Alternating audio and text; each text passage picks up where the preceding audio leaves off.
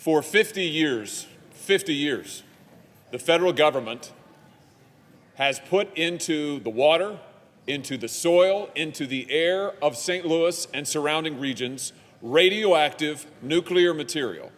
They have not told the people of St. Louis. They have not compensated the people of St. Louis. They have not helped the people of St. Louis. In fact, just the opposite. For decades, they told the people of St. Louis, no problem.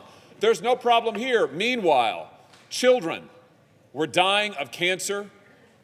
People all over the region contracting autoimmune diseases. Why? Because the groundwater has been poisoned, because the creeks where they played in have been poisoned. And now we know for a fact the government has covered it up for decades. Mr. President, it is time to make this right. The amendment we are about to vote on is a very simple amendment. It is about basic justice, compensating the victims of the federal government's negligence for what the government itself has done. And it hasn't only happened in Missouri.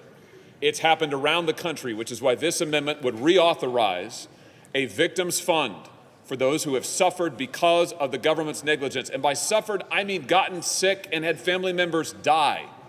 In Missouri, in states across the country, it reauthorizes it, and it makes it available to those who have been the victims of what the government has done. This is a bipartisan bill. I am proud to have worked with Senator Lujan, Senator Crapo, Senator Schmidt, and others. And now I'd like to recognize the Senator from New Mexico, Senator Lujan. On this vote, the yeas are 61. The nays are 32. Under the previous order requiring 60 votes for the adoption of this amendment, the amendment is agreed to.